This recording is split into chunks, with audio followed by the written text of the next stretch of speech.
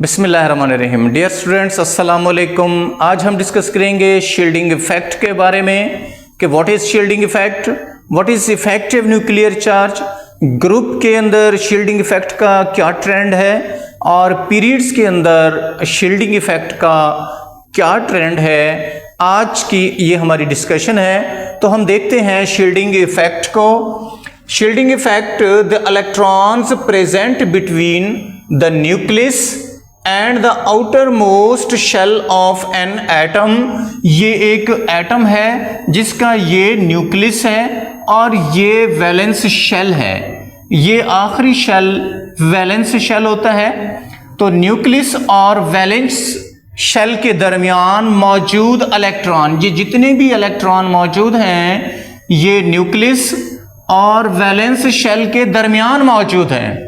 तो यही बात अभी तक हमने की है। Electrons present between the nucleus, ये न्यूक्लियस है और न्यूक्लियस और and the outer most shell of an atom. एक एटम के न्यूक्लियस और आउटर मोस्ट शेल के दरमियान जो इलेक्ट्रॉन मौजूद हैं, ये इलेक्ट्रॉन क्या करते हैं? रिड्यूस करते हैं। ये इलेक्ट्रॉन क्या करते हैं? जो न्यूक्लियस और आउटर मोस्ट शेल के दरमियान इलेक्ट्रॉन मौजूद हैं डिफरेंट शेल्स में, ये रिड्यूस करते हैं। क्या रिड्यूस करते हैं? न्यूक्लियर चार्ज को रिड्यूस करते हैं।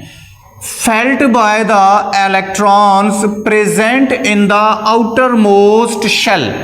ये आउटर मोस्ट शेल है, इसके अंदर ये इलेक्ट्रॉन मौजूद है। कहता है न्यूक्लियस का वो जो चार्ज महसूस कर रहे हैं उस चार्ज को रिड्यूस करते हैं।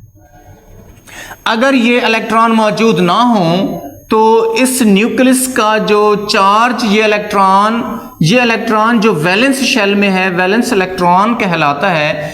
न्यूक्लियस का जो ये फुल चार्ज, जो एक्चुअल चार्ज ये महसूस कर रहा है, फर्ज करो वो 50 है। तो अब ये एक्चुअल चार्ज है जो न्यूक्लियस का जो ये वैलेंस इलेक्ट्रॉन फील कर रहा है। अगर दरमियान में ये इलेक्ट्रॉन मौजूद ना हो, लेकिन अगर दरमियान में ये इलेक्ट्रॉन मौजूद हैं और ये क्या करती हैं, ये इसकी जो न्यूक्लियर चार्ज 50 है इसको रिड्यूस कर देते हैं। इसके दरमियान में रुकावट का बायस बनते हैं, शील्ड करते हैं, रोकते हैं इस न्यूक्लियर चार्ज को। जब रोकते हैं तो ये चार्ज अब पूरा चार्ज नहीं जा रहा बल्कि कम चार्ज वैलेंस इलेक्ट्रॉन महसूस कर रहा है। फर्ज करो वो 40 है जो वैलेंस इलेक्ट्रॉन महसूस कर रहा है। तो ये जो वैलेंस इलेक्ट्रॉन ने जो चार्ज महसूस किया एक्चुअल चार्ज से कम था। ये क्यों कम था? क्योंकि दरमियान में इलेक्ट्रॉन्स मौजूद थे और ये इन इलेक्ट्रॉन्स ने ये चार्ज रिड्यूस किया। इन इलेक्ट्रॉन्स ने इस चार्ज को शील्ड किया, रोका। तो इसको हम शील्डिंग इफेक्ट कहते हैं। अब हम देखते हैं कि what is effective nuclear charge, या इसको जेड इफेक्ट भी कहते हैं। जेड इफेक्ट ये क्या है? What is Z effect? Valence electrons experience less nuclear charge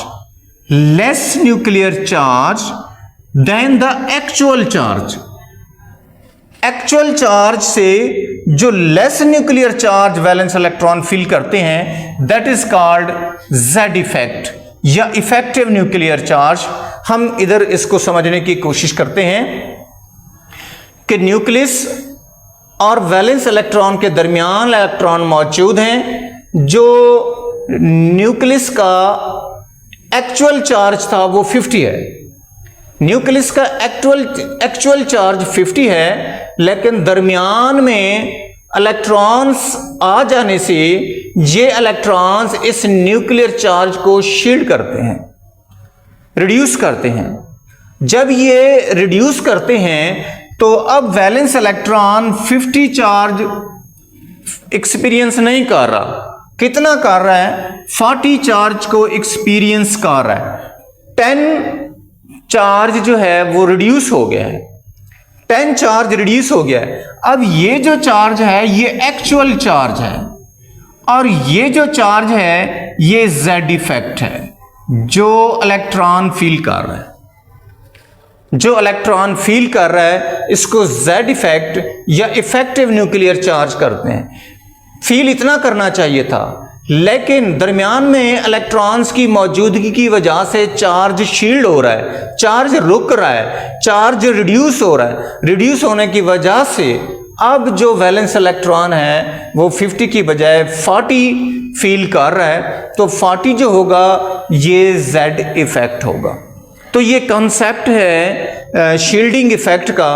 अब ये जो वैलेंस इलेक्ट्रॉन फील कर रहा है वो ये इफेक्टिव न्यूक्लियर चार्ज है। तो ये कंसेप्ट है एक्चुअल चार्ज और Z इफेक्ट के दरमियान जो ताल्लुक है, जो फ़र्क है, उसको यहाँ पर ये मैंने क्लियर करने की कोशिश की है कि एक्चुअल चार्ज कितना होता है और जो वैलेंस इलेक्ट्रॉन फील कर रहा होता है वो इफेक्टिव न्यूक्लियर चार्ज कितना होता है, वो उससे कम होता है, तो उसको इफेक्टिव न्यूक्लियर चार्ज कहते हैं। अब जो चार्ज रिड्यूस हो गया, जो कम हुआ है, ये इन दरमियान में मौजूद इलेक्ट्रॉन्स की शील्डिंग इफेक्ट की वजह से रिड्यूस हुआ है।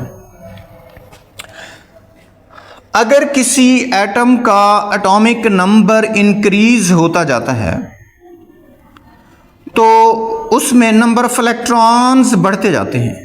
ये जो एरो ऊपर की तरफ दिखा रहे हैं ये इंक्रीज है कि एटॉमिक नंबर में इजाफा हो रहा है। एटॉमिक नंबर में इजाफे से इलेक्ट्रॉन्स की तादाद बढ़ रही है। जब इलेक्ट्रॉन की तादाद बढ़ रही है तो शील्ड इफेक्ट भी बढ़ेगा, क्योंकि वैलेंस इलेक्ट्रॉन और न्यूक्लियस के दरमियान जब इलेक्ट्रॉन्स की तादाद बढ़ती जाएगी तो इलेक्ट्रॉन्स ज़्यादा से ज़्यादा फोर्स को शील्ड करेंगे, ज़्यादा से ज़्यादा फोर्स को रोकेंगे, ज़्यादा से ज़्यादा फोर्स को रिड्यूस करेंगे। जितनी ज़्यादा फोर्स रिड्यूस होगी उतना ही शील्डिंग इफेक्ट ज़्यादा होगा, उतने ही शील्डिंग इफेक्ट ज़्यादा होगा। और ये शील्डिंग इफेक्ट ज़्यादा क्यों हुआ? इलेक्ट्रॉन की तादाद में इजाफे की वजह से हुआ। इलेक्ट्रॉन की तादाद में इजाफा क्यों हुआ? क्योंकि उस एटम का एटॉमिक नंबर बढ़ा। तो मालूम हुआ एटॉमिक नंबर जो है वो डायरेक्टली इफेक्ट करता है शील्डिंग इफेक्ट पर, कि एटॉमिक नंबर बढ़ रहा है, शील्डिंग इफेक्ट बढ़ रहा है। अब हम देखते हैं ग्रुप के अंदर और पीरियड्स के अंदर इसका क्या रुझान है शील्डिंग इफेक्ट का। हम ग्रुप के अंदर देखते हैं, यहां पर मैंने दो एटम दिखाए हैं, एक सोडियम एटम का स्ट्रक्चर है, दूसरा पोटाशियम एटम का स्ट्रक्चर है। ग्रुप के अंदर ये मौजूद हैं hydrogen, lithium, sodium, potassium, rubidium, caesium, francium. हम देखते हैं कि सोडियम और हम पोटाशियम को अंडर कंसिडरेशन रखते हैं। सोडियम का एटॉमिक नंबर 11 है, पोटाशियम का एटॉमिक नंबर 19 है। हमने ये कहा कि एटॉमिक नंबर बढ़ता है तो शील्डिंग इफेक्ट बढ़ता है। सोडियम का एटॉमिक नंबर 11 है, पोटाशियम का एटॉमिक नंबर 19 है, तो पोटाशियम के अंदर जो शील्डिंग इफेक्ट होगा वो ज़्यादा होगा और सोडियम के अंदर जो शील्डिंग इफेक्ट है वो पोटाशियम की निस्बत कम होगा, क्योंकि उसका एटॉमिक नंबर कम है, उसके अंदर नंबर ऑफ इलेक्ट्रॉन्स कम है, लिहाजा पोटाशियम का जो शील्डिंग इफेक्ट होगा वो ज़्यादा होगा। तो इस तरह से हम कह सकते हैं कि ग्रुप में शील्डिंग इफेक्ट इंक्रीज होता है। अब देखें, ये न्यूक्लियस है, एक शेल, दो शेल और तीन शेल, 3 शेल्स मौजूद हैं और हर शेल, पहले शेल में 2 इलेक्ट्रॉन, दूसरे में 8 और तीसरे में 1 वैलेंस इलेक्ट्रॉन मौजूद है। यहाँ पर देखें 1 2 3 4 4 शेल हैं पोटाशियम के अंदर, तो पहले में 2, दूसरे में 8, तीसरे में 8, चौथे में 1 इलेक्ट्रॉन मौजूद है, that is called valence electron. अब आप ये देखें कि इसका एटॉमिक नंबर 19 है, एटॉमिक नंबर बढ़ गया है, इसका एटॉमिक नंबर 11 है, इसका एटॉमिक नंबर उसकी निस्बत कम है, एटॉमिक नंबर इसका बढ़ा, इलेक्ट्रॉन की तादाद बढ़ गई। अब जो इलेक्ट्रॉन की तादाद बढ़ गई तो इलेक्ट्रॉन ने ज्यादा से ज्यादा जो न्यूक्लियर चार्ज है उसको रिड्यूस करना शुरू कर दिया, ज्यादा से ज्यादा उस न्यूक्लियर चार्ज को शील्ड करना शुरू कर दिया। नंबर ऑफ शेल्स भी बढ़ गए, जिसकी वजह से डिस्टेंस भी बढ़ गया, एटॉमिक रेडियस बढ़ गया। तो अब जो आखिरी शेल है यहां से वैलेंस इलेक्ट्रॉन को निकालना इजी हो गया, क्योंकि यहां पर इलेक्ट्रॉन की तादाद ज्यादा है और वो मैक्सिमम न्यूक्लियर चार्ज को रिड्यूस कर रहे हैं, शील्ड कर रहे हैं, रोक रहे हैं। तो चार्ज जो न्यूक्लियस की जो फोर्स है इस वैलेंस इलेक्ट्रॉन पर वो एक्चुअल से कम हो जाएगी। हम कहते हैं अगर यहां एक्चुअल अगर 50 है, अगर न्यूक्लियस और इस वैलेंस इलेक्ट्रॉन के दरमियान जो एक्चुअल चार्ज है न्यूक्लियस का वो 50 है, तो पोटाशियम की सूरत हाल में, पोटाशियम की कंडीशन में वो 30 हो जाएगी, रिड्यूस हो जाएगी। अब देखिए ये यहां पर Z इफेक्ट ये है, ये एक्चुअल चार्ज है, ये Z इफेक्ट है। यहां पर देखें 50 और 40 में 10 चार्ज का फर्क है और यहां पर दोनों में 20 चार्ज का फर्क है। अब ये जो 20 चार्ज का फर्क है, ये वाला चार्ज रिड्यूस किया जाएगा, शील्ड किया जाएगा। तो ये जो चार्ज शील्ड हुआ इसको शील्डिंग इफेक्ट कहते हैं, इसको शील्डिंग इफेक्ट कहते हैं, शील्डिंग इफेक्ट।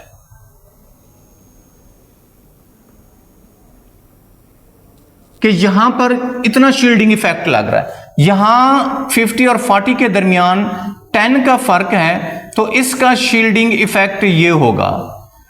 अब देखें यहां 10 का फर्क आ रहा है, वहां 20 का फर्क आ रहा है, तो शील्डिंग इफेक्ट बढ़ रहा है। यानी पोटाशियम के अंदर न्यूक्लियस और वैलेंस इलेक्ट्रॉन के दरमियान शील्डिंग इफेक्ट ज्यादा होगा बनिस्बत सोडियम के, क्योंकि उसमें उसका एटॉमिक नंबर ज्यादा है। तो हम कह सकते हैं ग्रुप में ऊपर से नीचे जाएं तो शील्डिंग इफेक्ट इंक्रीज होता है। अब हम बात करेंगे पीरियड की। हम दूसरे पीरियड को ले लेते हैं जिसमें लिथियम बेरिलियम से लेकर नियान तक एलिमेंट मौजूद हैं, और ये मैंने देखा 3 से लेकर 10 तक इनका एटॉमिक नंबर है। तो आप देखें एटॉमिक नंबर इंक्रीज हो रहा है, एटॉमिक नंबर इंक्रीज हो रहा है, एटॉमिक नंबर तो बढ़ रहा है, एटॉमिक नंबर इंक्रीज हुआ, लेकिन शेल्स कांस्टेंट हैं, शेल्स कांस्टेंट हैं। इलेक्ट्रॉन्स भी बढ़ रहे हैं, इलेक्ट्रॉन्स भी बढ़ रहे हैं, शेल्स कांस्टेंट है, एटॉमिक नंबर बढ़ा, इलेक्ट्रॉन बढ़े, लेकिन शेल कांस्टेंट है।